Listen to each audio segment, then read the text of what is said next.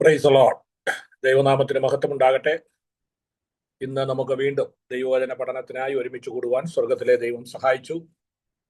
ലോകത്തിന്റെ വിവിധ ഭാഗങ്ങളിൽ നിന്ന് ജോയിൻ ചെയ്യുന്ന എല്ലാ പ്രിയപ്പെട്ടവരെയും കർത്താവായ യേശു ക്രിസ്തുവിന്റെ നാമത്തിൽ സ്നേഹവന്ദനം ചെയ്യുന്നു.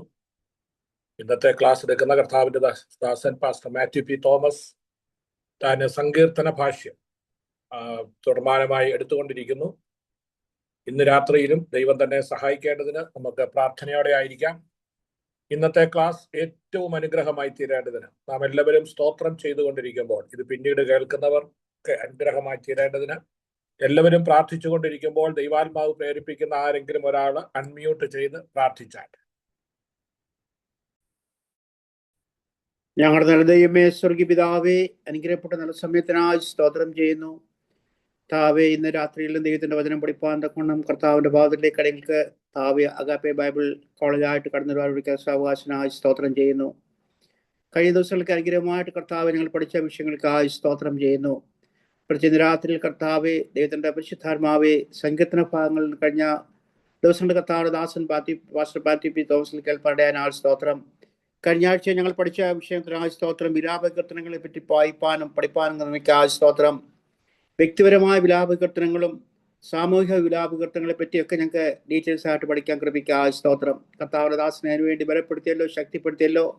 ഞങ്ങൾ പഠിച്ച ഞങ്ങൾക്കെല്ലാം അനുഗ്രഹത്തിന് വിഷയവും കഴിഞ്ഞ കാലങ്ങളെക്കാൾ ഏറ്റവും ശ്രേഷ്ഠകരമായിട്ട് സങ്കീർത്തനം ഞങ്ങൾക്ക് കർത്താവെ അത് ഘോഷിപ്പാൻ ഇതിൽ കൂടി ഞങ്ങൾക്ക് കൃപിക്കുക. സ്തോത്രം ചെയ്യുന്നു.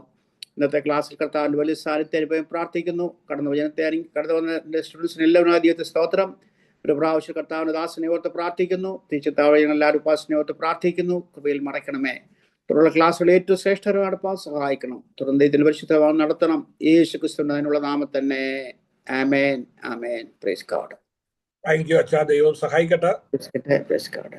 Price the Lord. നമുക്ക് തുടർന്ന് ക്ലാസ്സിനായി കർത്താവിന്റെ ശ്രേഷ്ഠദാസൻ പാസ്റ്റർ മാത്യു പി തോമസിനെ വളരെ ആദരവോടെ ക്ഷണിക്കുന്നു. ദൈവം സഹായിക്കട്ടെ.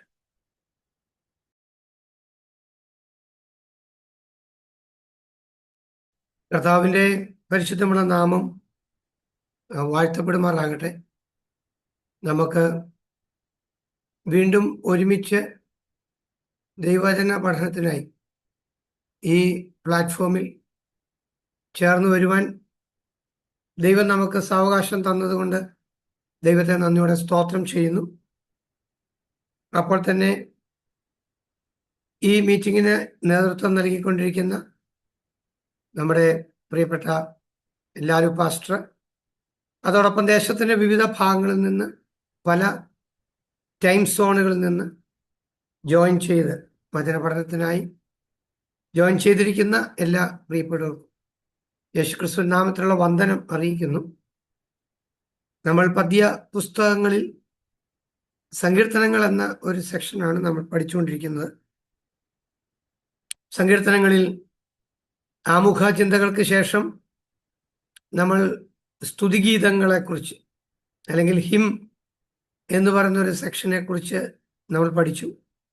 അതിനകത്ത് ആരാധനയ്ക്ക് വേണ്ടിയുള്ള ഒരു ആഹ്വാനവും പിന്നീട് ദൈവം എന്തു ചെയ്തു അല്ലെങ്കിൽ എന്തുകൊണ്ട് ആരാധിക്കപ്പെടണം, അതായിരുന്നു പ്രധാനമായി അതിനകത്തുണ്ടായിരുന്ന ഇലമെന്റ്സ്. അതിനുശേഷം എങ്ങനെയാണ് ഒരു സങ്കീർത്തനം അനലൈസ് ചെയ്യുന്നത്? ഒരു സങ്കീർത്തനം അനലൈസ് ചെയ്യുന്നത് പ്രധാനമായും 4 കാരണങ്ങൾ ഉണ്ട്. നാല് കാര്യങ്ങൾ ഓർമ്മയിലുണ്ടെങ്കിൽ മാത്രമേ ശരിയായി നമുക്കൊരു സങ്കീർത്തനം അപഗ്രഥിക്കാൻ പറ്റത്തുള്ളൂ. ഒന്നാമത്തേത് പറഞ്ഞത് സെറ്റ്സിം ലേബൽ അല്ലെങ്കിൽ ലൈഫ് സിറ്റുവേഷൻ, ജീവിത പശ്ചാത്തലം. രണ്ടാമത്തെ കാര്യം അത് main intent of the Sam അല്ലെങ്കിൽ ഒരു സങ്കീർത്തനത്തിന്റെ ഉദ്ദേശം എന്താണ്. മൂന്നാമത്തെ കാര്യം ഡീറ്റെയിൽഡ് സ്റ്റഡിയാണ്, വിശദമായൊരു പഠനം. നാലാമത്തെ കാര്യം ആപ്ലിക്കേഷൻ, പ്രായോഗികത എന്താണ്. ആവർത്തിച്ച് പറയുകയല്ല, അത്രയും നമ്മൾ മറക്കല്ല, എല്ലാവരുടെ ഹൃദയത്തിൽ ആഴത്തിൽ നിൽക്കണം. അതിനുശേഷം നമ്മൾ വിലാപകീർത്തനങ്ങളെ കുറിച്ചായിരുന്നു കഴിഞ്ഞ ക്ലാസ്സിൽ പറഞ്ഞത്. നിർഭാഗ്യവശാൽ അന്നേരം എൻ്റെ ലാപ്ടോപ്പ് അല്ലായിരുന്നത് കൊണ്ട് എനിക്ക് ഒരു PPT കാണിക്കാൻ പറ്റിയില്ല.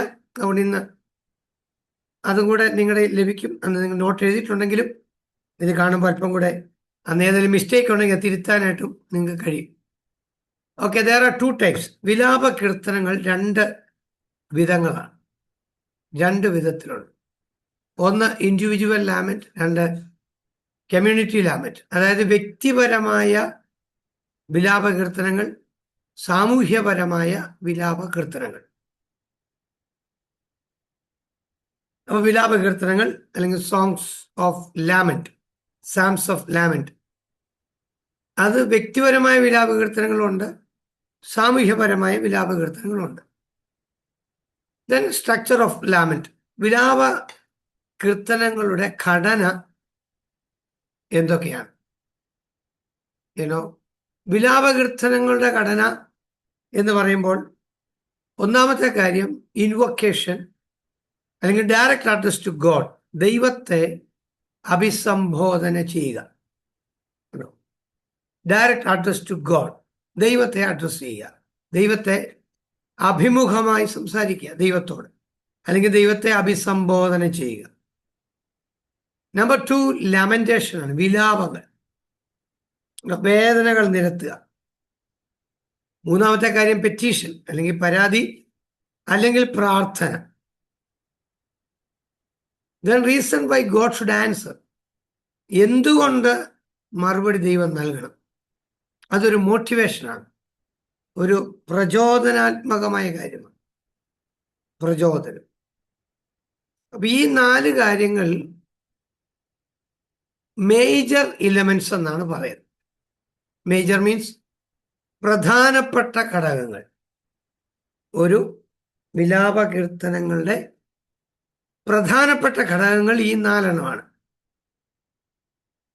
ഇംഗ്ലീഷിലെ പദങ്ങളാണെങ്കിൽ ഒരു സീക്വൻസ് നമുക്ക് കിട്ടുന്നുണ്ട്.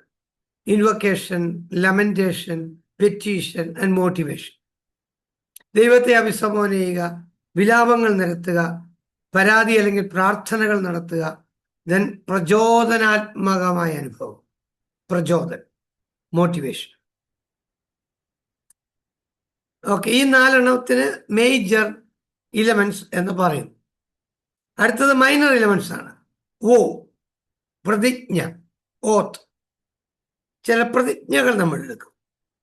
അതിനടുത്തത് ഡിവൈൻ റെസ്പോൺസ് ആണ്, ദൈവത്തിന്റെ പ്രതികരണം എന്ന് പറയും. ഏഴാമത്തേത് എക്സ്പ്രഷൻ ഓഫ് കോൺഫിഡൻസ്, ആത്മധൈര്യത്തിന്റെ വാക്കുകൾ. കഴിഞ്ഞ ക്ലാസ് ഞാൻ പറഞ്ഞെങ്കിലും അന്നേരം ഈ PPT ഇല്ലാഞ്ഞത് കൊണ്ട് അന്ന് എഴുതിയെടുത്തവർക്ക് ഏതെങ്കിലും തെറ്റിപ്പോയെങ്കിൽ ഇപ്പോൾ നിങ്ങൾ തിരുത്തി എഴുതണം. നിങ്ങളത് എഴുതിയെന്ന് എനിക്കറിയാം. ഇനി അഥവാ എഴുതിയില്ലെങ്കിൽ ഇത് ഒന്ന് നോക്കുക. വ്യക്തിപരമായ വിലാപകീർത്തനങ്ങൾ, സാമൂഹ്യപരമായ വിലാപകീർത്തനങ്ങൾ. അതിൽ വിലാപകീർത്തനങ്ങളുടെ ഘടന എന്ന് പറയുന്നത് 1 ദൈവത്തെ അഡ്രസ് ചെയ്യുക, അഭിസംബോധന ചെയ്യുക. 2 വിലാപങ്ങൾ നിരത്തുക. 3 പരാതി പറയുക അല്ലെ പ്രാർത്ഥന. ദെൻ പ്രചോദനാത്മകമായ കാര്യം. അതിനുശേഷം പ്രതിജ്ഞ, പ്രതികരണം, ദൈവത്തിന്റെ പ്രതികരണം, ആത്മധൈര്യത്തിന്റെ വാക്കുകൾ. ഇതിൽ അവസാനത്തെ 3 എണ്ണത്തെ മൈനർ ഇലമെന്റ്സ് എന്ന് പറയും. എന്ന് പറഞ്ഞാൽ മേജർ ഇലമെന്റ്സ് പോലെ അത്രയും പ്രാധാന്യതയില്ല, ചെറിയ പ്രാധാന്യതയുള്ളൂ, മറ്റേ വലിയ പ്രാധാന്യതയാണ്. ഓക്കെ, ഇതാണ് വിലാപ കീർത്തനത്തിന്റെ സ്ട്രക്ചർ. ഒരു വിലാപ കീർത്തനത്തിന്റെ സ്ട്രക്ചർ ഇതാണ്. ഇനി ഏതെങ്കിലും ഒരു ഇലമെന്റ് അതിനകത്ത് ഇല്ല എന്ന് വിചാരിച്ച് നമ്മൾ ടെൻഷൻ കൊള്ളണ്ട. അത് നമ്മുടെ പ്രശ്നമല്ല, പോയത്തിന്റെ പ്രശ്നമാണ്, സാമിന്റെ പ്രശ്നമാണ്. ആ സങ്കീർത്തനത്തിൽ അതില്ല എന്ന് മാത്രമേ ഉള്ളൂ. അപ്പം നമ്മളത് ശരിയായി മനസ്സിലാക്കുക. ഇത്തരം കാര്യങ്ങൾ നിങ്ങൾക്ക് ശരിയായി ഉൾക്കൊള്ളാൻ കഴിഞ്ഞു എന്ന് വിചാരിക്കുന്നു. ഞാൻ നെക്സ്റ്റ് സ്ലൈഡിലേക്ക് പോവാണ്. Psalm 22 നമ്മൾ കഴിഞ്ഞ ആഴ്ച പറഞ്ഞാണ്, അതുകൊണ്ട് 2 മിനിറ്റ് മതിയല്ലോ. അതിനകത്ത് ഇൻവൊക്കേഷൻ അല്ലെങ്കിൽ ദൈവത്തെ ഡയറക്റ്റായിട്ട് അഡ്രസ് ചെയ്തത് 1 മുതൽ 5 വരെയുള്ള വാക്യങ്ങളായിരുന്നു. 6 മുതൽ 18 വരെയുള്ള വാക്യങ്ങൾ ലാമെന്റേഷനായിരുന്നു, വിലാപങ്ങൾ. 11ാമത്തെ വാക്യം 19 മുതൽ 21 വരെയുള്ള വാക്യങ്ങൾ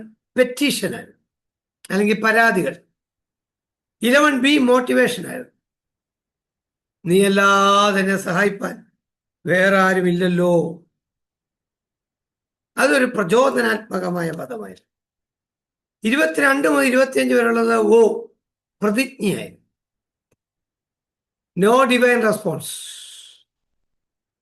26 തൊട്ട് 31 വരെ എക്സ്പ്രഷൻ ഓഫ് കോൺഫിഡൻസ്, ആത്മധൈര്യത്തിന്റെ വാക്ക്.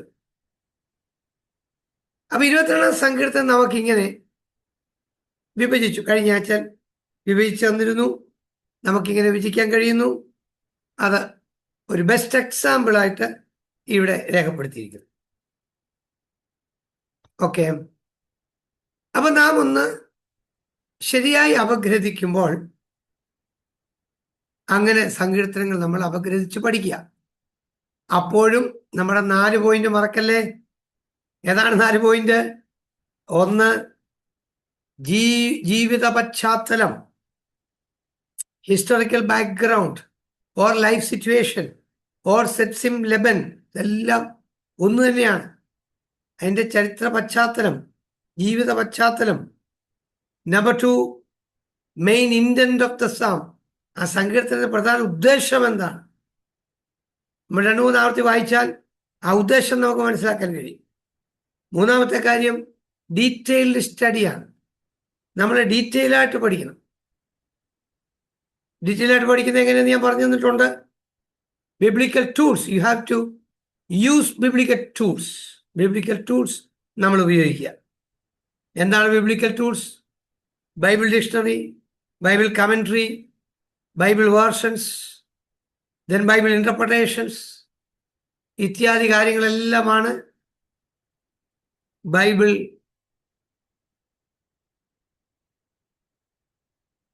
ടൂൾസ് എന്ന് നമ്മൾ പറയുന്നത്. ബൈബിൾ ടൂൾസ് അല്ലെ ബിബ്ലിക്കൽ ടൂൾസ്. അതുപയോഗിച്ച് നമ്മൾ ഡീറ്റെയിൽ സ്റ്റഡി നടത്തണം. അപ്പൊ നമുക്ക് ഗ്രീക്ക് വാക്ക്, ഹീബ്രു വാക്ക്, അതിന്റെ അർത്ഥം വളരെ ഡീറ്റെയിൽ ആയ ഒരു പഠനം നമുക്ക് കിട്ടുന്നു. 4-മത്തെ കാര്യം ആപ്ലിക്കേഷനാണ്. ആപ്ലിക്കേഷൻ എന്ന് പറയുമ്പോൾ പ്രായോഗിക തലത്തിൽ ഇതിനെ അപ്ലൈ ചെയ്യണം, പ്രായോഗികമായി. കാരണം ഏകദേശം 3000 വർഷങ്ങൾക്ക് പുറകിൽ എഴുതപ്പെട്ടിരിക്കുന്ന ഈ വചനങ്ങൾ, ഈ പാട്ടുകൾ 3000 വർഷത്തിന് ശേഷം അതിന്റെ പ്രസക്തി എന്താണ്? അപ്പം പ്രസന്റ് ഡേ റെലവൻ്റ് ആക്കണം. നമ്മൾ ഇന്നത്തെ കാലഘട്ടവുമായി ബന്ധപ്പെടുത്തണം. അതാണ് പ്രസന്റ് ഡേ റെലവൻ്റ് എന്ന് പറയുന്നത്. ഇന്നത് റെലവൻ്റ് ആക്കിക്കൊണ്ടിരണം. ഓക്കെ, അപ്പൊ ഇതാണ് ഒരു വിലാപ കീർത്തനം നമ്മൾ ശരിയായി എക്സ്പ്ലെയിൻ ചെയ്യേണ്ടത് ഇങ്ങനെയാണ്. അപ്പോൾ തന്നെ ഇൻഡിവിജ്വൽ ലാമെന്റേഷൻ എന്നും കമ്മ്യൂണിറ്റി ലാമെന്റ് എന്നും രണ്ടാക്കിയിരുന്നു. ഇൻഡിവിജ്വൽ ലാമെന്റ് എന്ന് പറയുന്നത് ഇനി ഞാൻ പറയാൻ നിങ്ങൾക്കറിയാം. മൈ ഗോഡ്, മൈ ഗോഡ്, എൻ്റെ ദൈവമേ, എൻ്റെ ദൈവമേ, നീ എന്നെ കൈവിട്ടതെന്ത്? My God, my God, why have you been forsaken me? അങ്ങ് എന്നെ കൈവിട്ടതെന്ത്? അപ്പൊ അവിടെ ഉപയോഗിച്ചിരിക്കുന്നതെല്ലാം നാം ഇതുപോലെ നോക്കുമ്പോൾ നമുക്ക് മനസ്സിലാക്കാൻ കഴിയും. എൻ്റെ ദൈവമേ, എൻ്റെ ദൈവമേ എന്ന് വിളിച്ചതുകൊണ്ട് അത് ഇൻഡിവിജ്വൽ ലാമെന്റാണ്, വ്യക്തിപരമാണ്. അങ്ങനെയാണെങ്കിൽ ഞാൻ സാമൂഹ്യ വിലാപ ഗീതത്തിലേക്ക് പോവുകയാണ്. നെക്സ്റ്റ് ഹെഡിങ് സാമൂഹ്യ വിലാപ കീർത്തനങ്ങൾ.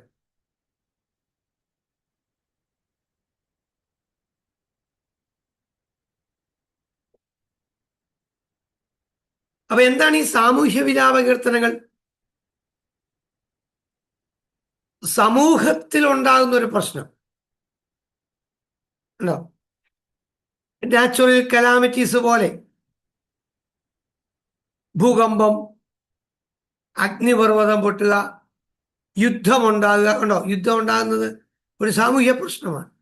ഇപ്പോൾ നമ്മൾ യുദ്ധത്തിന്റെ ഭീഷണിയിൽ തന്നെയാണല്ലോ കഴിയുന്നത്. അപ്പൊ നമ്മളൊരു സാമൂഹ്യ വിലാപം ദൈവത്തിന് അർപ്പിക്കുക.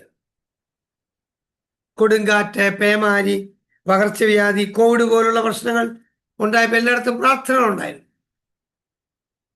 ഓക്കെ.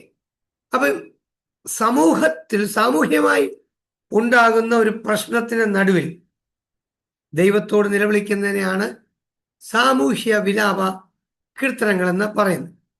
ഈ സാമൂഹ്യ വിലാപ കീർത്തനങ്ങളായാലും ഇൻഡിവിജ്വൽ അല്ലെങ്കിൽ വ്യക്തിപരമായ വിലാപ കീർത്തനങ്ങളായാലും ഇതിനകത്തുള്ള ഘടനയ്ക്ക് ഇലവൻസിന് വ്യത്യാസമൊന്നുമില്ല. ഒറ്റ വ്യത്യാസമുള്ളൂ.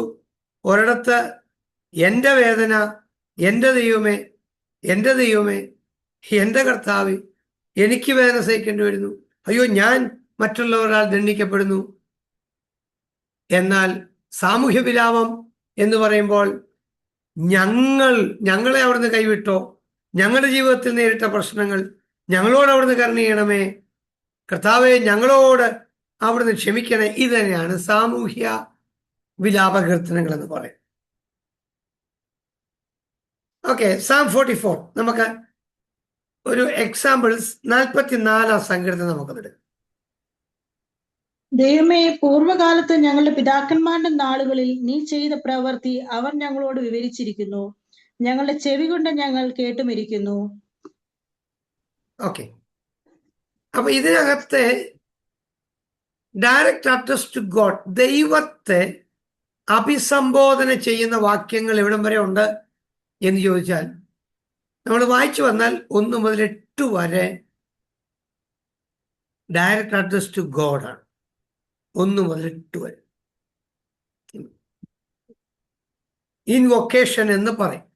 ഇൻവൊക്കേഷൻ എന്ന് പറയുമ്പോൾ ഞാൻ ആവർത്തിച്ച് പറയുന്നത് നിങ്ങൾ എഴുതുന്നവർക്ക് എഴുതിയെടുക്കാൻ വേണ്ടി കൂടെയാണ് ടൈം തരുന്നത്. ഡയറക്റ്റ് അഡ്രസ് ടു ഗോഡ് അല്ലെങ്കിൽ ദൈവത്തെ അഭിസംബോധന ചെയ്യുക. അപ്പൊ 1 മുതൽ 8 വരെ അത് ഇൻവൊക്കേഷൻ. ഓക്കെ,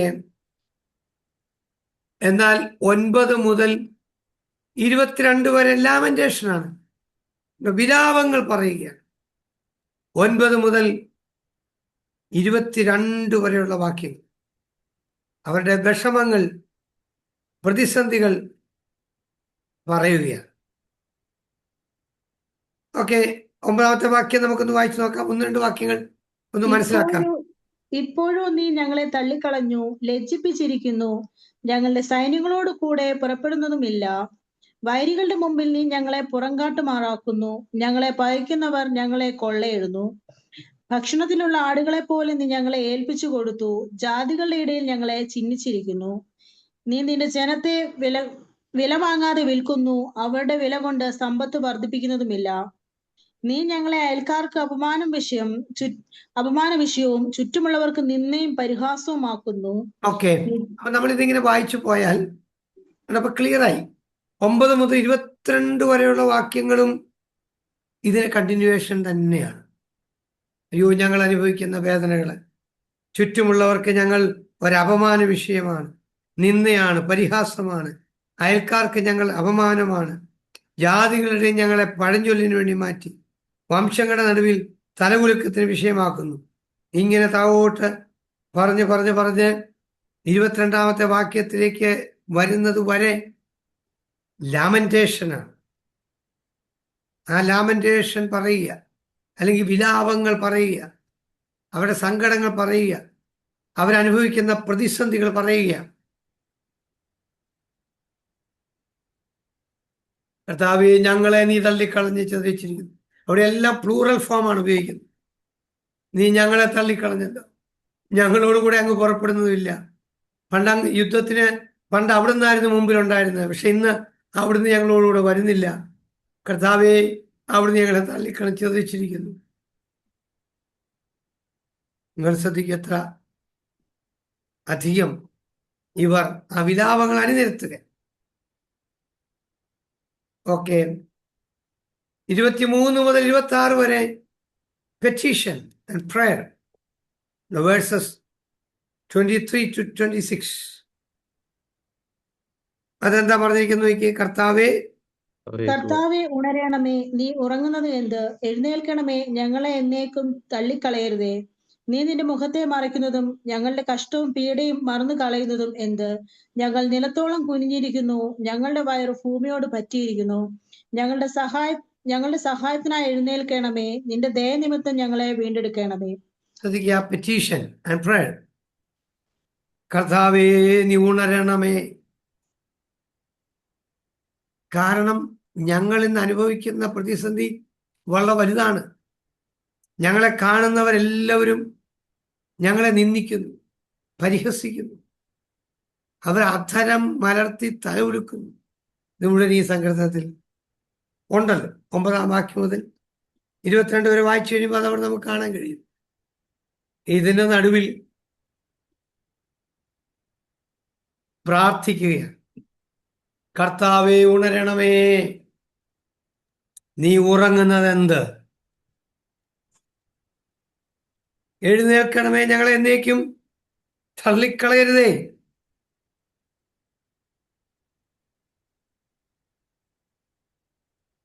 ഓക്കെ, ഇതൊരു മോട്ടിവേഷൻ അല്ലെങ്കിൽ പ്രചോദനാത്മകമായ വാക്യം തന്നെയാണ് 26-ാമത്തെ വാക്യം. 26 നമ്മൾ പെറ്റീഷൻ പ്രയർ എന്ന് എഴുതിയെങ്കിലും വേഴ്സ് 26 ഞങ്ങളുടെ സഹായത്തിനായി എഴുന്നേൽക്കണമേ. നിന്റെ ദയനിമിത്തം ഞങ്ങളെ വീണ്ടെടുക്കണമേ. നിന്റെ ദയനിമിത്തം ഞങ്ങളെ വീണ്ടെടുക്കണമേ. ഞങ്ങളുടെ സഹായത്തിനായി അവിടുന്ന് എഴുന്നേൽക്കണമേ. അപ്പൊ അതൊരു മോട്ടിവേറ്റഡ് വേർഡ് കൂടിയാണ്. ഇവർക്കൊരു പ്രചോദനം നൽകും. ദൈവത്തിന് അസാധ്യമായ ഒരു കാര്യവുമില്ലല്ലോ. അപ്പോൾ തന്നെ നമുക്ക് ദൈവിക വിഷയസംബന്ധമായി സമ്പന്നരാകുവാനോ ദൈവമായ കർത്താവ് നമ്മെ സഹായിക്കട്ടെ. ഓക്കെ, ഞാൻ ഈ സങ്കീർത്തനം ഒരു ടെക്സ്റ്റ് വായിച്ചപ്പോൾ അതിനകത്ത് ഒരു പ്രത്യേക ഹെഡിങ് കൊടുത്തു. ആ ഹെഡിങ് ഇതായിരുന്നു. ഹെഡിങ് ഉറങ്ങുന്ന ദൈവം. ഉറങ്ങുന്ന ദൈവം, അതായത് കർത്താവെ ഉണരണമേ, നീ ഉറങ്ങുന്നതെന്ത്? എഴുന്നേൽക്കണമേ, ഞങ്ങളെ എന്നേക്കും തള്ളിക്കളി. ഈ വാക്യത്തെ ആസ്പദമാക്കിക്കൊണ്ട് ഉറങ്ങുന്ന ദൈവം. നമ്മുടെ ദൈവത്തിന് ഉറങ്ങാൻ കഴിയുമോ? നമ്മുടെ ദൈവം ഉറങ്ങുകയാണോ? ന്യായമായി ഒന്ന് ശ്രദ്ധിച്ചു നോക്കി. ജാതികളുടെ ദൈവം ഉറങ്ങുന്ന ദൈവമാണ്. അനവധി ദൈവങ്ങൾ ഉറങ്ങുന്നവരാണ്. എന്നാൽ നമ്മുടെ ദൈവം ഉറങ്ങുന്ന ദൈവമാണോ?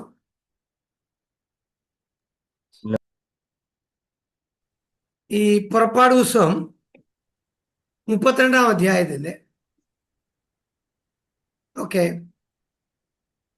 1 മുതൽ 9 വരെയുള്ള വാക്യങ്ങളിൽ ഒന്ന് എടുക്കാമോ? പുറപ്പാട് പുസ്തകം 32.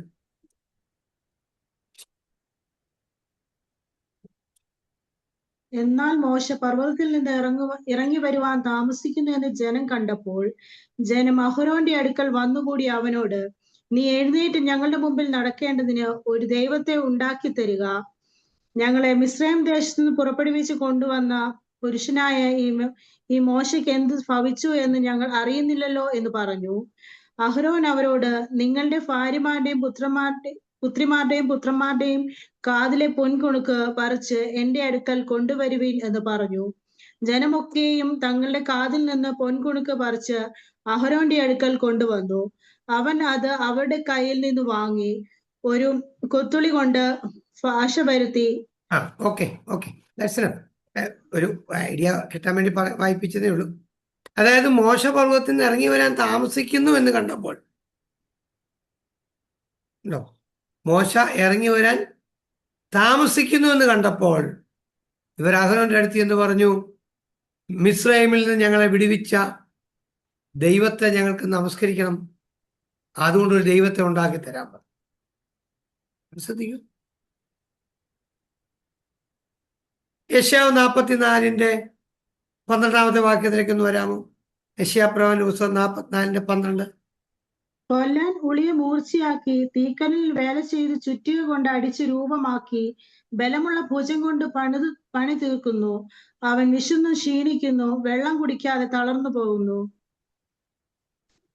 ആ ആശാരി തോതു പിടിച്ച് ഇയൽക്കോൽ കൊണ്ട് അടയാളമിട്ട് ചീകുളി കൊണ്ട് രൂപപ്പെടുത്തുകയും വൃത്തയന്ത്രം കൊണ്ട് വരയ്ക്കുകയും ചെയ്യുന്നു.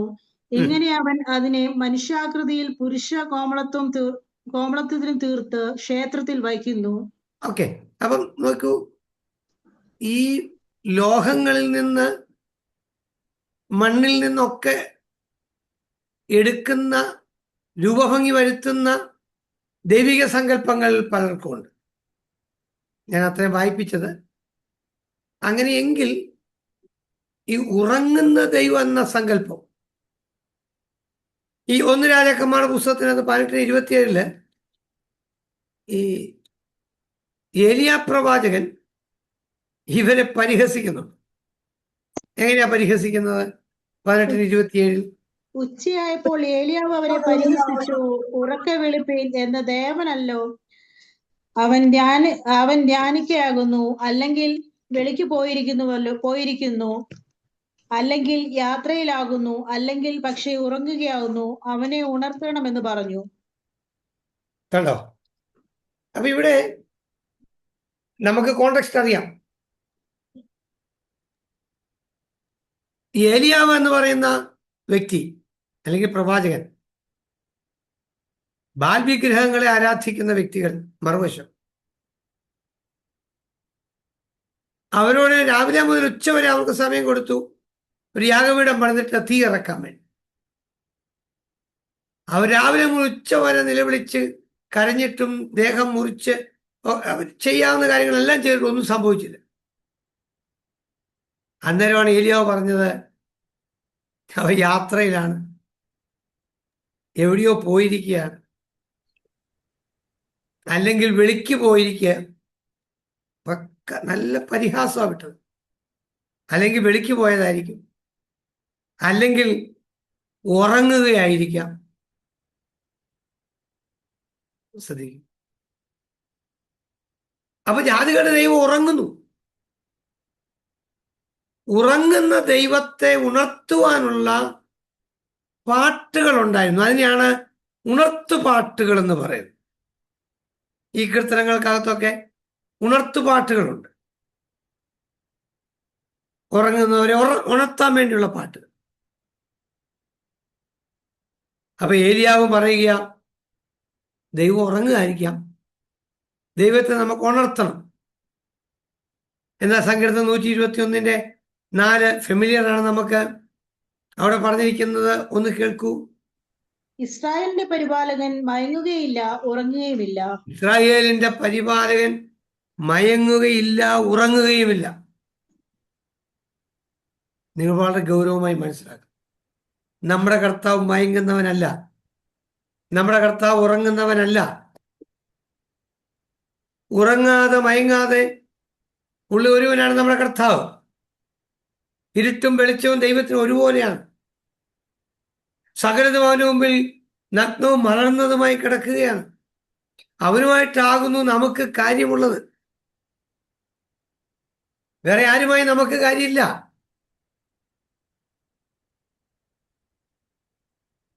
അപ്പോ എന്തോ നമുക്ക് മനസ്സിലായി,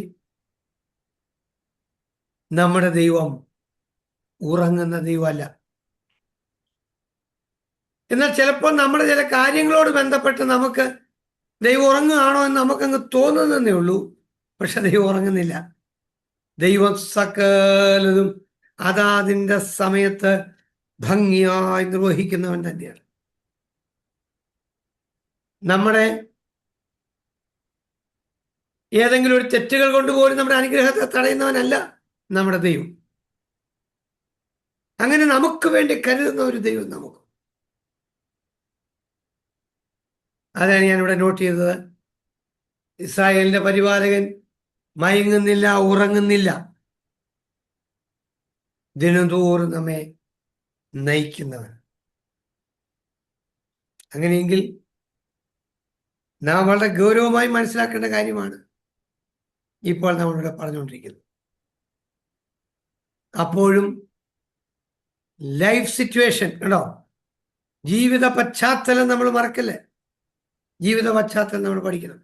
അവരുടെ ഉണ്ടായ പ്രശ്നം എന്താണ്, സമൂഹത്തെ ബാധിച്ച പ്രശ്നം എന്താണ്, ആ പ്രശ്നം എന്താണ് നമ്മൾ പഠിക്കുക. അതിനാണ് ലൈഫ് സിറ്റുവേഷൻ, ജീവിത പശ്ചാത്തലം. അടുത്ത മെയിൻ ഇന്റന്റാണ്, പ്രധാനപ്പെട്ട ഉദ്ദേശം എന്താണ്. അപ്പോൾ പ്രധാനപ്പെട്ട ഉദ്ദേശം നമ്മൾ പഠിക്കണം. അപ്പോൾ തന്നെ ഡീറ്റെയിൽഡ് സ്റ്റഡി ആൻഡ് ആപ്ലിക്കേഷൻ, വളരെ ഡീറ്റെയിൽ ആയി നമ്മൾ പഠിക്കുവാൻ തയ്യാറാവും.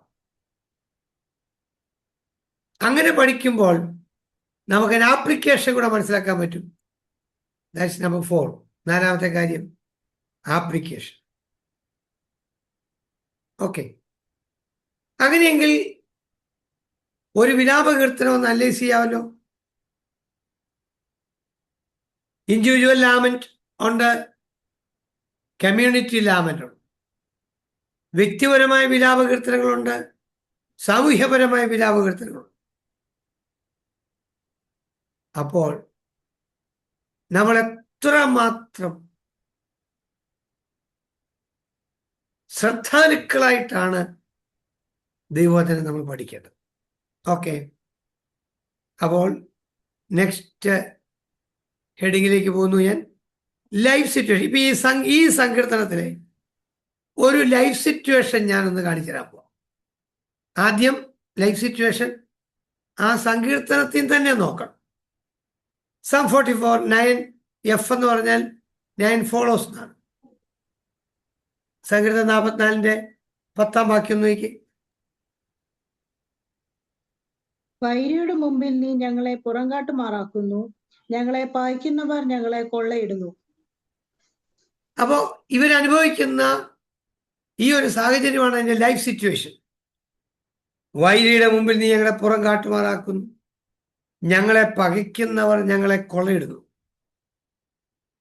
Versus 11 follows.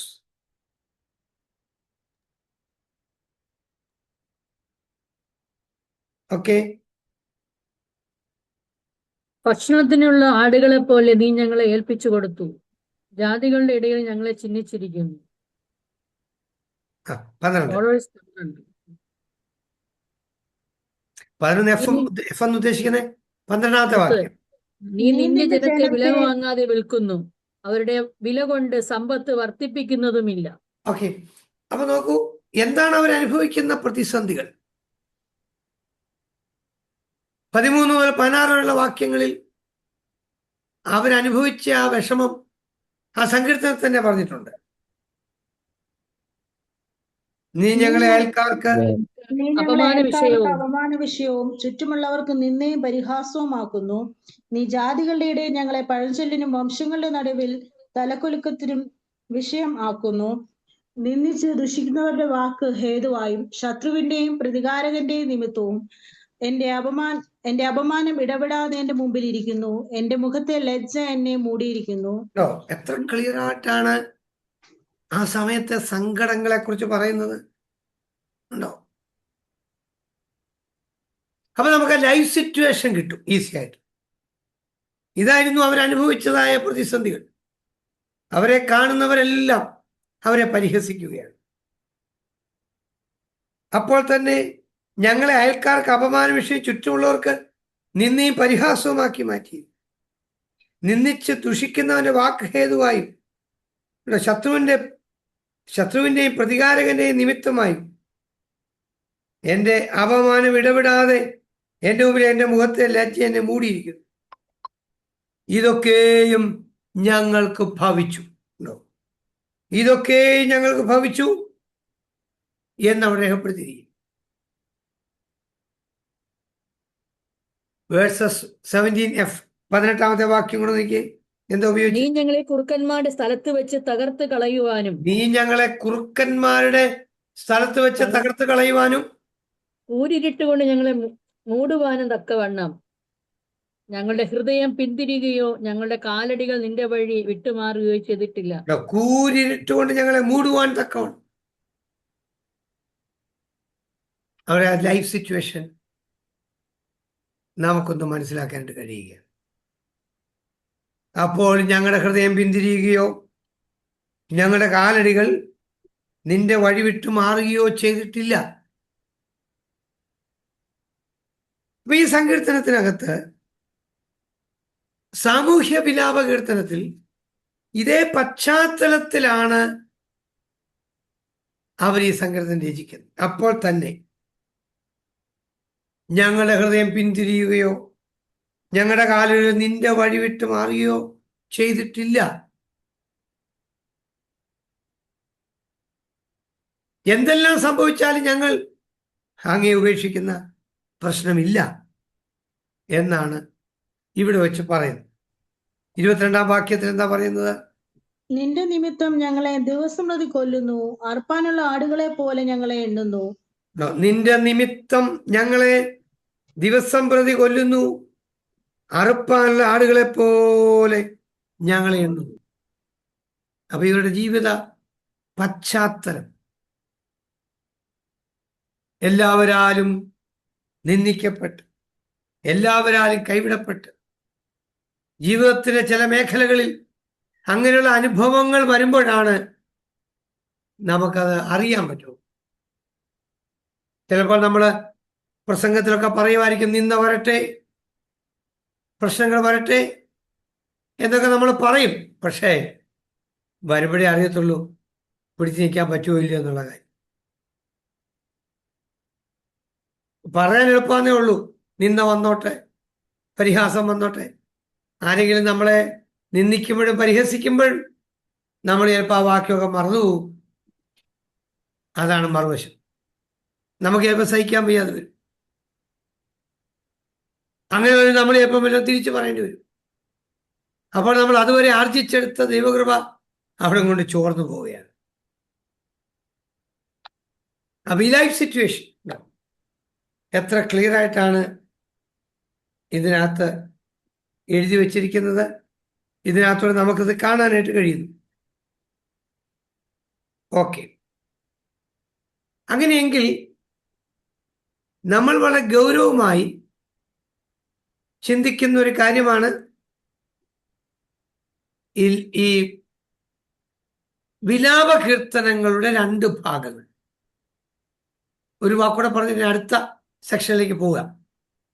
വിലാപ കീർത്തനങ്ങൾ, ഒന്ന് വ്യക്തിപരമായ വിലാപ കീർത്തനങ്ങൾ, 2 സാമൂഹ്യ വിലാപ കീർത്തനങ്ങൾ. 2ന്റെയും ഘടന ഒന്ന് തന്നെയാണ്. കാരണം 2 വിലാപ കീർത്തനം. വ്യത്യാസം വരുന്നത് സിംഗുലർ ഫോമും പ്ലൂറൽ ഫോമും തമ്മിലുള്ള വ്യത്യാസം മാത്രമേ ഉള്ളൂ, വേറൊരു വ്യത്യാസമില്ല.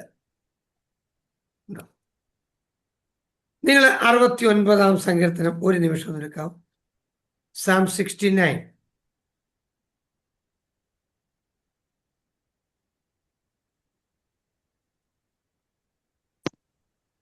വലിയൊരു സങ്കീർത്തനമാണ്. ഞാനത് മൊത്തം അനലൈസ് ചെയ്യുമ്പോൾ ഇന്നത്തെ സമയം തീരും. അതുകൊണ്ട് ഞാൻ 1 മിനിറ്റ് മാത്രം നോക്കുക. 69-ാമത്തെ ഈ സങ്കീർത്തനത്തിനകത്ത് നോക്കിയാൽ ഒന്ന് അത് ഏത് ഗ്രൂപ്പിൽ പെടുന്നു എന്ന് ആദ്യം ഒന്ന് പറയാമോ? 69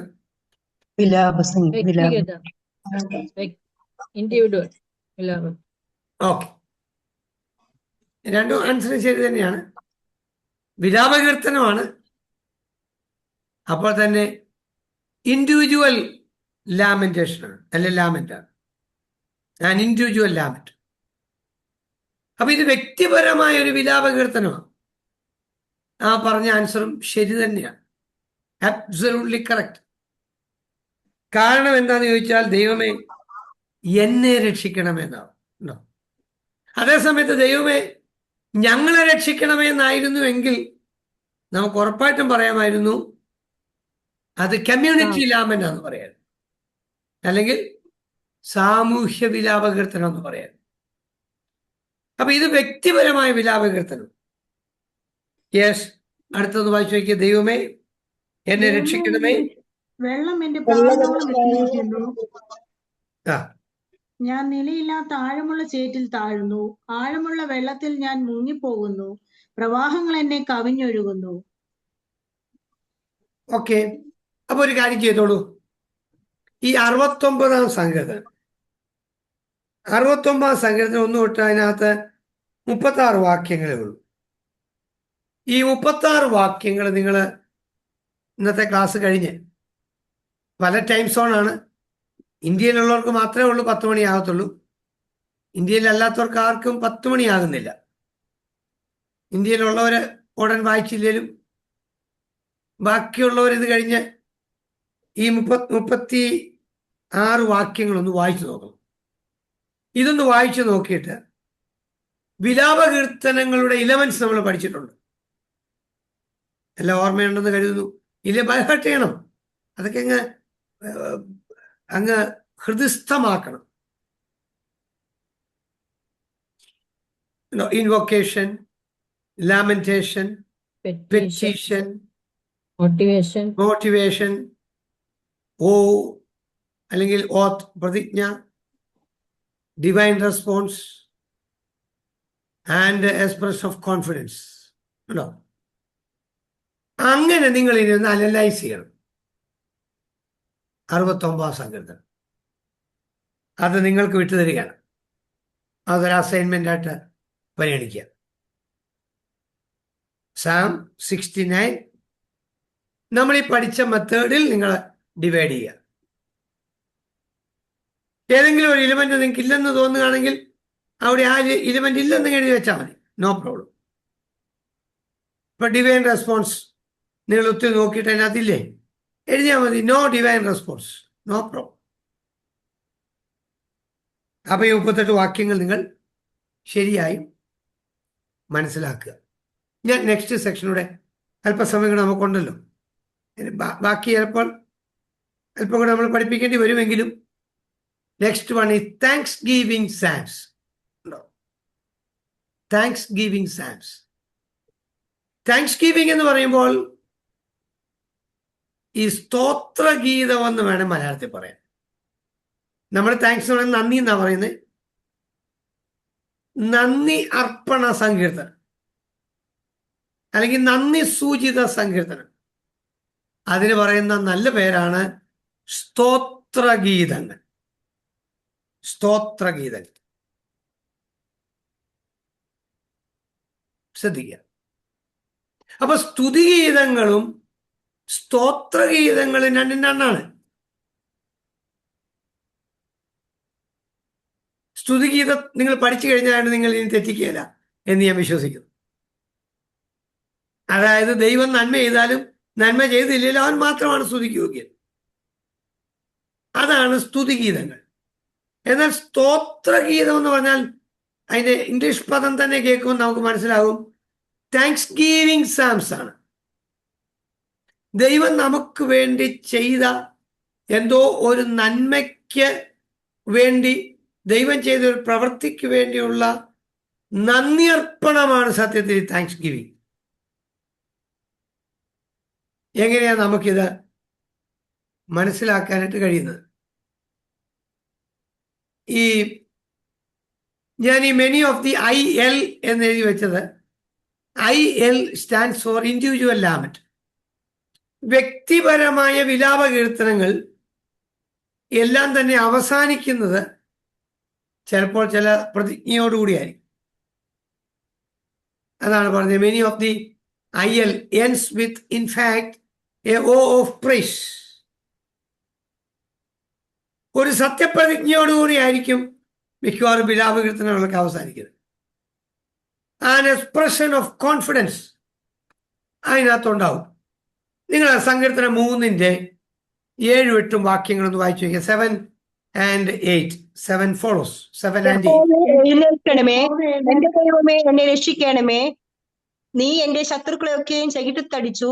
നീ ദുഷ്ടന്മാരുടെ പല്ല് തകർത്തു കളഞ്ഞു. രക്ഷ യഹോവയ്ക്കുള്ളതാകുന്നു. നിന്റെ അനുഗ്രഹം നിന്റെ ജനത്തിന്മേൽ വരുമാറാകട്ടെ. ഉണ്ടോ? അപ്പൊ അവിടെ ഒരു എക്സ്പ്രഷൻ ഓഫ് കോൺഫിഡൻസ് പറയുന്നുണ്ടോ? നിന്റെ അനുഗ്രഹം നിന്റെ ജനത്തിന്റെ മേൽ വരുമാറാകട്ടെ. അപ്പൊ ഒരു വിലാപ കീർത്തനങ്ങളെല്ലാം മിക്കവാറും എൻഡ് ആകുന്നത് അതാണ്. ഇത് IL ends with in fact a vow of praise. ശരിയായും ഒരു പ്രതിജ്ഞയോടെ അല്ലെങ്കിൽ ഒരു എക്സ്പ്രഷൻ ഓഫ് കോൺഫിഡൻസോടെയാണ് അവസാനിക്കുന്നത്. ഇത് രണ്ടിനും സാധ്യതയുണ്ട്. ഒന്നുകിൽ വോ ഓഫ് പ്രൈസ് അല്ലെങ്കിൽ എക്സ്പ്രഷൻ ഓഫ് കോൺഫിഡൻസ്.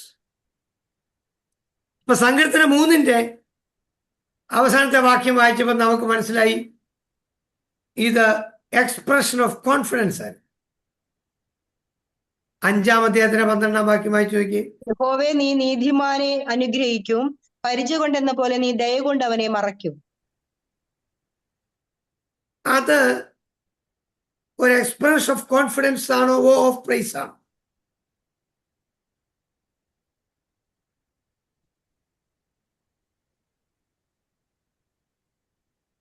ഓക്കെ, പിടിയിട്ടില്ല. താങ്ക്സ്. താങ്ക്സ് ഗിവിംഗ് കോൺഫിഡൻസ് അല്ലേ? ഒരു കോൺഫിഡൻസ് ആണ്. കോൺഫിഡൻസ് അനുഗ്രഹിക്കും എന്ന് പറയുന്നു, മറയ്ക്കും. ഓക്കെ, ഇത് പറയാൻ വേണ്ടി ഞാൻ ഉണ്ടായിരുന്നേ ഉള്ളൂ. An expression of confidence. അപ്പൊ ഒരു വിലാപ കീർത്തനങ്ങൾ എൻഡ് ചെയ്യുന്ന എല്ലാം ഒരു എക്സ്പ്രഷൻ ഓഫ് കോൺഫിഡൻസിലോ അല്ലെങ്കിൽ പ്രതിജ്ഞയിലോ ആകാം. 6-ാമത്തെ സങ്കീർത്തനം 8 മുതൽ 10 വരെ വായിച്ചു നോക്കി. നീതികേട് പ്രവർത്തിക്കുന്ന ഏവരുമേ എന്നെ വിട്ടുപോകുവീൻ. യഹോവ എന്റെ കരച്ചിലിന്റെ ശബ്ദം കേട്ടിരിക്കുന്നു. യഹോവ എന്റെ അപേക്ഷ കേട്ടിരിക്കുന്നു. യഹോവ എന്റെ പ്രാർത്ഥന കൈക്കൊള്ളും. എന്റെ ശത്രുക്കളെല്ലാം ലജ്ജിച്ചു ഭ്രമിക്കും. അവർ പിന്തിരിഞ്ഞു പെട്ടെന്ന് നാണിച്ചു പോകും. ഓക്കെ, അങ്ങനെയാണെങ്കിൽ അത് എന്തുവാ പറഞ്ഞിരിക്കുന്നത്? കോൺഫിഡൻസ്. ഓക്കെ, അവരെല്ലാം പിന്തിരിഞ്ഞ് നാണിച്ചു പോകും. Expression of confidence. 7:17 7-ാം സങ്കീർത്തനം 17-ാം വാക്യം. ഞാൻ യഹോവയെ അവന്റെ നീതിക്ക് തക്കവണ്ണം സ്തുതിക്കും. അത്യുന്നതനായ യഹോവയുടെ നാമത്തിന് സ്തോത്രം പാടും.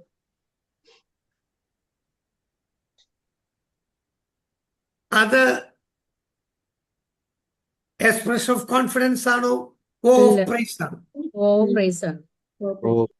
വോ ഓഫ് പ്രൈസ് ആണ് എന്ന് പറഞ്ഞാൽ ഞാൻ ദൈവത്തെ സ്തുതിക്കും, അത്യുന്നതനെ ഞാൻ പാടും, കീർത്തനം ചെയ്യും എന്ന് പറഞ്ഞ് എഴുതിയിരിക്കുന്നത്. അതൊരു വോ മീൻസ് പ്രതിജ്ഞതേ ഉള്ളൂ. VOW മീൻസ് ഓത്തെന്ന് നമ്മൾ ഇംഗ്ലീഷിൽ പറയുന്ന പദം തന്നെയാണ്. പ്രതിജ്ഞ അല്ല, ഒരു തീരുമാനം, ഡിസിഷൻ, ഒരു ഡിസിഷൻ പറയുക. അപ്പൊ 7-ാം സങ്കീർത്തനത്തിന്റെ 17-ാം വാക്യത്തിൽ ഡിസിഷനാണ് അല്ലെ പ്രതിജ്ഞയാണ്. 10-ാം സങ്കീർത്തനത്തിൽ 17-ാമത്തെ വാക്യം അല്ലെ 18-ാം വാക്യം വായിച്ചാലും മതി. യഹോവേ, നീ സാധുക്കളുടെ അപേക്ഷ കേട്ടിരിക്കുന്നു. അവരുടെ ഹൃദയത്തെ നീ ഉറപ്പിക്കുകയും നിന്റെ ചെവി ചായ്ച്ചു കേൾക്കുകയും ചെയ്യുന്നു. ഓക്കെ, അപ്പൊ അത് വോ ഓഫ് പ്രൈസ് ആണോ എക്സ്പ്രഷൻ ഓഫ് കോൺഫിഡൻസ് ആണോ?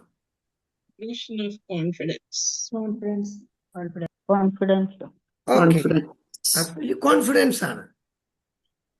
ഓക്കെ, 13-ാം സങ്കീർത്തനത്തിന്റെ 6-ാം വാക്യം ഒന്ന് വായിച്ചു നോക്കി. യഹോവ എനിക്ക് നന്മ ചെയ്തിരിക്കൊണ്ട് ഞാൻ ഒരു പാട്ട്.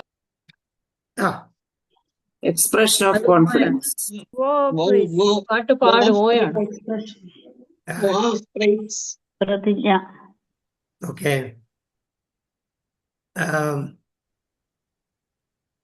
അപ്പൊ എന്താണ് നമുക്ക് ഒരു യൂണിറ്റിയിൽ എത്തണം. അതെ, പ്രതിജ്ഞയാണ്. പാട്ട് പാടും. ഓക്കെ, എല്ലാരും ഒരേ അഭിപ്രായത്തിൽ വന്നാൽ മതി, എനിക്ക് കുഴപ്പമില്ല. ഓക്കെ, അപ്പൊ ഇവിടെ പറഞ്ഞത്, അപ്പൊ അങ്ങനെ നമുക്കത് മനസ്സിലാക്കാൻ പറ്റി. ഈ 22-ാം സങ്കീർത്തനത്തിന്റെ 22 മുതൽ 25 വാക്യങ്ങളോ? ഞാൻ നിന്റെ നാമത്തെ എന്റെ സഹോദരന്മാരോട് കീർത്തിക്കും. സഭാമധ്യേ ഞാൻ നിന്നെ സ്തുതിക്കും. യഹോവ ഭക്തന്മാരെ അവനെ സ്തുതിപ്പിൻ.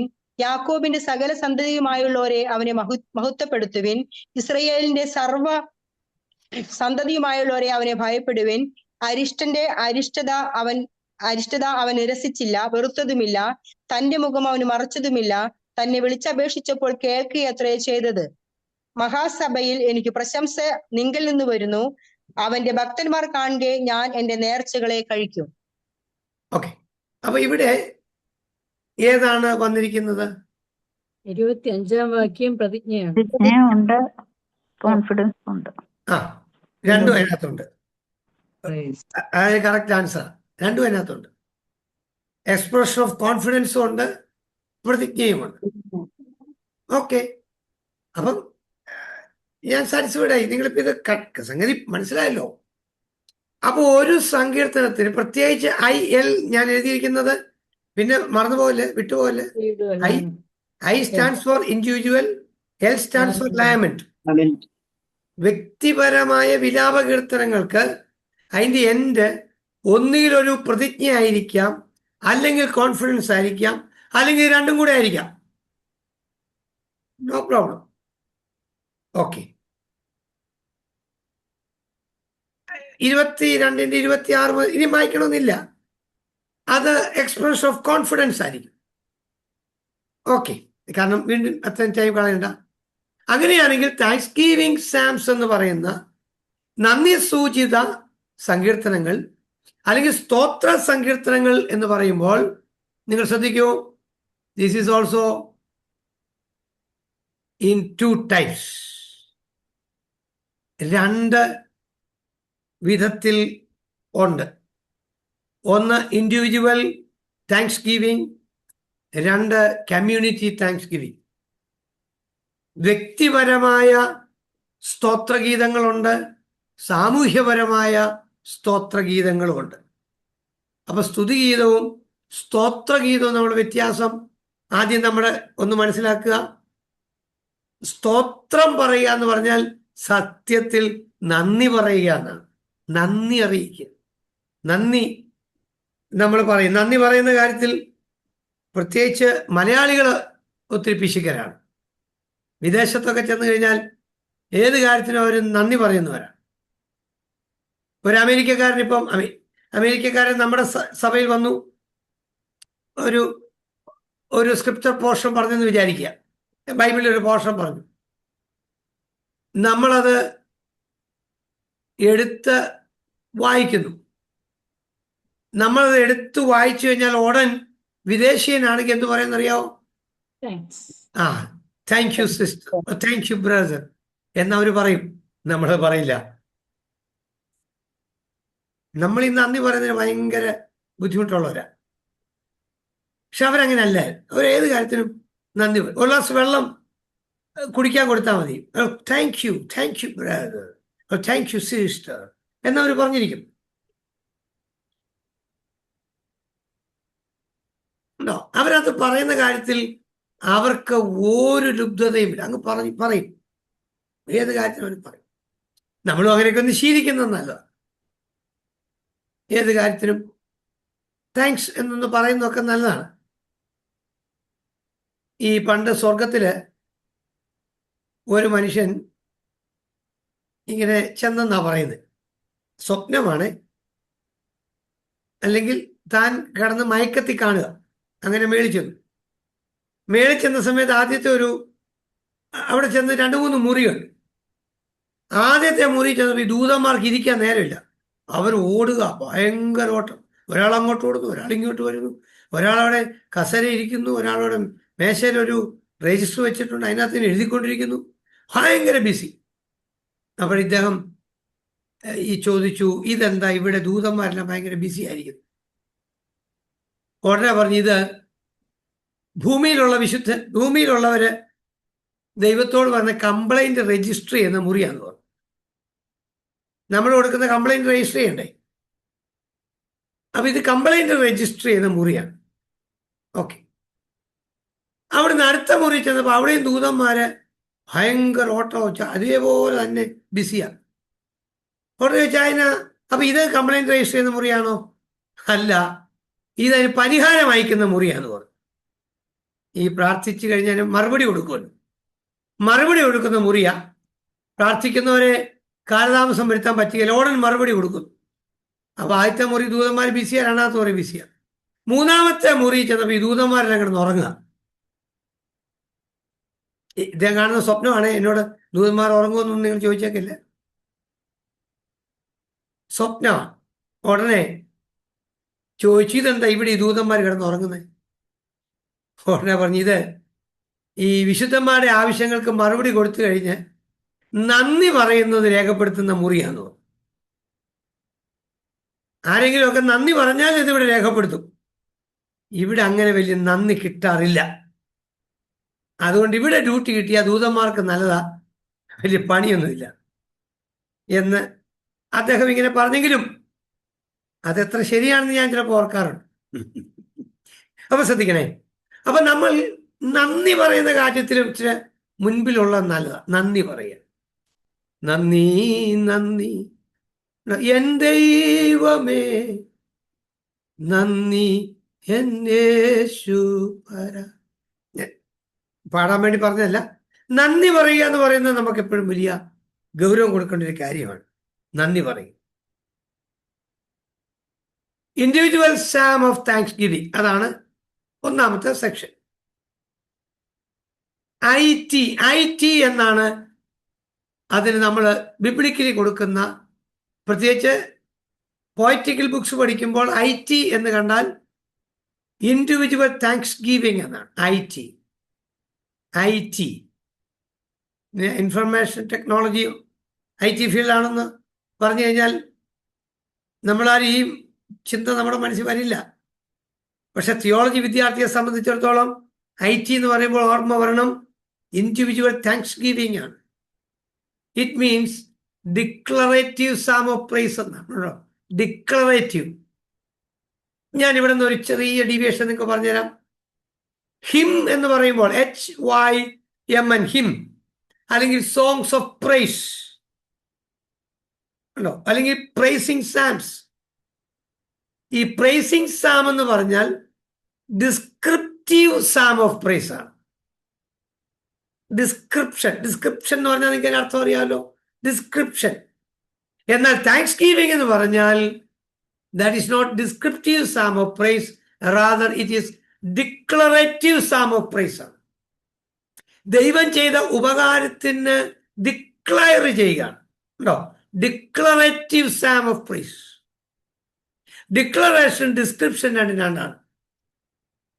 നീ കൂടുതൽ അറിയണമെങ്കിൽ ഡിക്ഷണറി ഒക്കെ എടുത്ത് നോക്കിക്കോളൂ. നിങ്ങളുടെ വീട്ടിൽ ബൈബിൾ ഡിക്ഷണറി വേണമെന്നില്ല, ഓക്സ്ഫോർഡ് ഡിക്ഷണറി ഉണ്ടാവും. അതിനകത്ത് ഡിസ്ക്രിപ്റ്റീവ് എന്നതിൻ്റെ അർത്ഥം നോക്കുക, ഡിക്ലറേറ്റീവ് എന്നുള്ളതിൻ്റെ അർത്ഥം നോക്കുക. അല്ലെങ്കിൽ ഇന്നിപ്പോൾ നിങ്ങൾക്ക് പഠിക്കാൻ എളുപ്പമാണ്. ഈ GPT ഒക്കെ ഉണ്ട്, ചാറ്റ് GPT, അതിനകത്ത് ജെമിനി, മറ്റു ഇതര എന്ന് പറഞ്ഞ AI ഒത്തിരി ടൂൾസ് ഉണ്ട്. അവയിലൊരു ചോദ്യം ചോദിച്ചാലും ഉത്തരം പറഞ്ഞുതരും. ഡിക്ലറേറ്റീവ്, ഡിസ്ക്രിപ്റ്റീവ് ഇതിൻ്റെ അർത്ഥവ്യത്യാസം പറഞ്ഞു തരിക എന്ന് പറഞ്ഞാൽ ഓൺ ദ സ്പോട്ടിൽ അർത്ഥവ്യത്യാസം പറഞ്ഞുതരും. ഡിക്ലറേറ്റീവ് എന്ന് പറഞ്ഞാൽ ഇന്നതാണ്, ഡിസ്ക്രിപ്റ്റീവ് എന്ന് പറഞ്ഞാൽ ഇന്നതാണ്. അങ്ങനെയെങ്കിൽ നിങ്ങൾ ശരിക്കും പഠിക്കണം. ഇനിയും ഇന്നലകളിൽ നമ്മൾ ഏത് പാട്ടും പാടിയതുപോലെ ഇന്നു മുതൽ പാടരുത്. മനസ്സിലാകുന്നത് കരുതുന്നു. സ്തോത്രഗീതം വേറെ, സ്തുതിഗീതം വേറെ. ഇത് രണ്ടും രണ്ടാണ്. സ്തുതിഗീതങ്ങൾ എന്ന് പറയുമ്പോൾ ഉണ്ടോ ഡിസ്ക്രിപ്റ്റീവ് സാം ഓഫ് പ്രൈസ് ആണ്. എന്നാൽ സ്തോത്രഗീതം എന്ന് പറഞ്ഞാൽ ഡിക്ലറേറ്റീവ് സാം ഓഫ് പ്രൈസ് ആണ്. സ്തോത്രഗീതം പാടുക നീ മനമേ, കർത്തൻ ജയം നൽകിടും നിശ്ചയമേ. സ്തോത്രഗീതം പാടുക നീ മനമേ, കർത്തൻ ജയം നൽകിടും നിശ്ചയമേ. സ്തോത്രഗീതമാണ്. അതെഴുതിയ ആള് മുട്ടങ്കി വറീസ് എന്ന് പറയുന്ന ഒരു കർത്തൃവൃത്തിനായിരുന്നു. അത് ജീവിതത്തിൽ നേരിട്ടൊരു വലിയ പ്രതിസന്ധിയുടെ നടുവിൽ, അതുപോലുള്ള ഞെരുക്കത്തിന് നടുവിൽ താൻ പ്രയാസപ്പെട്ടിരിക്കുന്ന സമയത്ത് തൻ്റെ കുഞ്ഞിന് കൊടുക്കാൻ അതിന്റെ ബാക്ക്ഗ്രൗണ്ട്, അതായത് historical background is A must എന്ന് പറയുന്നത്. ഒരു പാട്ടിന്റെ ബാക്ക്ഗ്രൗണ്ട് വളരെ വലുതാണ്. കുഞ്ഞിന് കൊടുക്കാൻ പാലില്ലാതെ വിഷമിച്ചൊരു സമയം, താൻ പ്രാർത്ഥനാനിരതനായപ്പോൾ ദൈവം നൽകിയൊരു പാട്ടാണ്. താൻ ആദ്യം എഴുതിയ ലൈൻ അതായിരുന്നില്ലെന്നാണ് മറ്റ് ചില പുസ്തകങ്ങൾ ഞാൻ വായിച്ചത്. പാറയിൽ നിന്ന് തേൻ പൊഴിയും എന്നുള്ള ലൈനാണ് ഞാൻ ആദ്യം എഴുതിയത്. പ്രതീക്ഷിക്കാത്തടത്ത് നിന്ന് ദൈവം ഒരുക്കുന്ന വഴികൾ. പാറയിൽ നിന്ന് തേൻ പൊഴിയും, ജീവനീരിൽ നിന്നു നീ കുടിക്കും. ഓ, പിന്നീടാണ് ഞാൻ ബാക്കി ലൈനുകളൊക്കെ ചേർത്തിരിക്കുന്നത്. എന്ന് പറഞ്ഞാൽ ദൈവം നമുക്ക് വേണ്ടി നന്മ ചെയ്തപ്പോൾ നമ്മുടെ ഉള്ളിൽ തിങ്ങി വിങ്ങി നിന്ന വേദനകളും സങ്കടങ്ങളും ആ ലാമന്റും വിലാപങ്ങളും മാറിയിട്ട് നാം സന്തോഷമുള്ളവരായി ദൈവസന്നിധിയിൽ പറയുന്ന വാക്കുകൾക്ക് പറയുന്ന പേരാണ് താങ്ക്സ് ഗിവിംഗ്.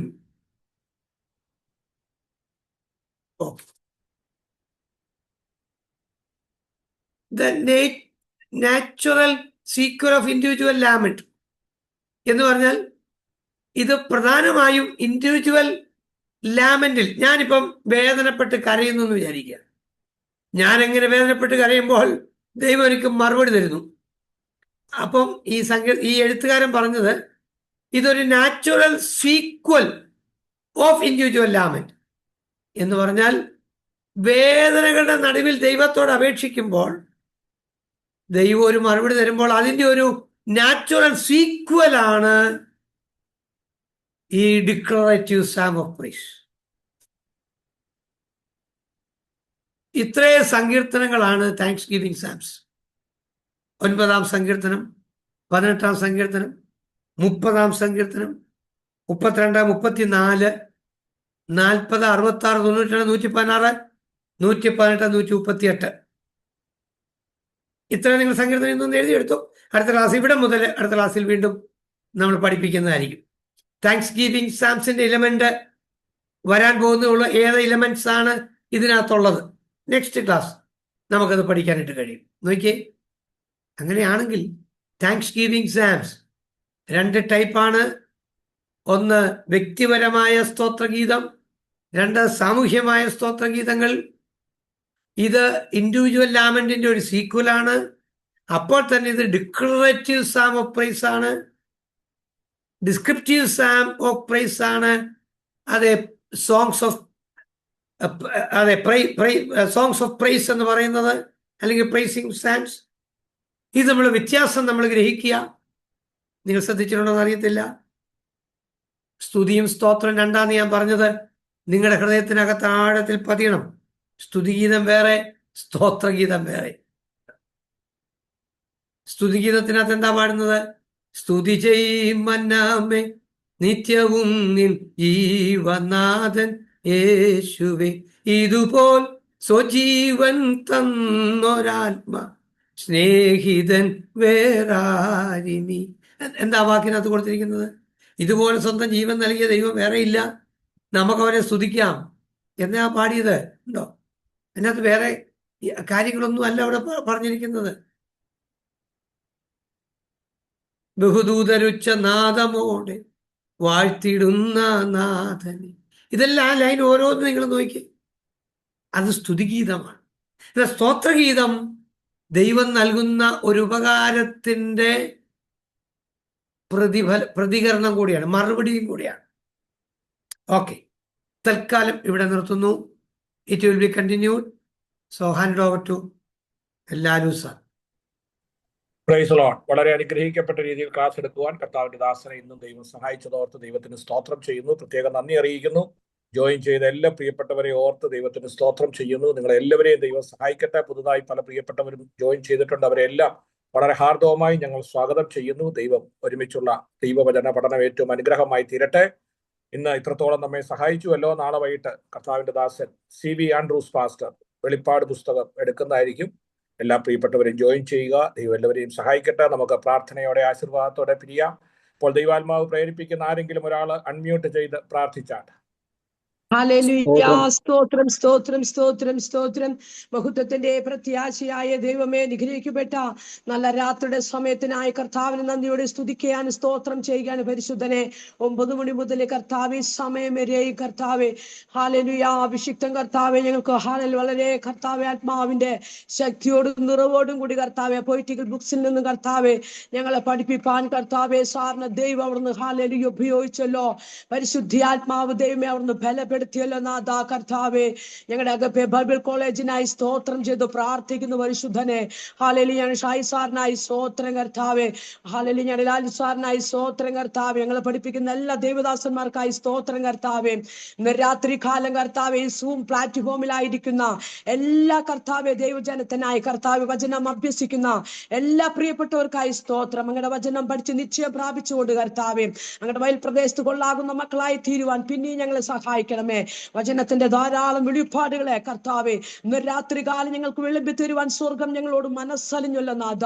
എന്റെ കർത്താവിനെ നന്ദിയോട് സ്തുതിക്കുകയാണ്, സ്തോത്രം ചെയ്യാണ് പരിശുദ്ധനെ. എന്റെ ദൈവം വലിയ ചെയ്തിരിക്കായി സ്തോത്രം കർത്താവ്. പ്രാർത്ഥന യാചന കേട്ടിരിക്കായി സ്തോത്രം.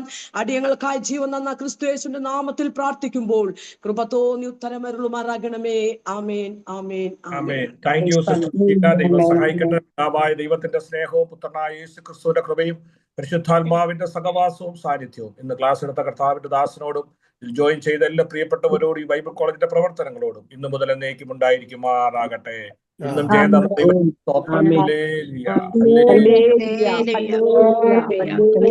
എല്ലാവർക്കും നന്ദി. നാളെ വൈകിട്ട് വീണ്ടും കാണാം. ദൈവം എല്ലാവരെയും സഹായിക്കട്ടെ. Good night.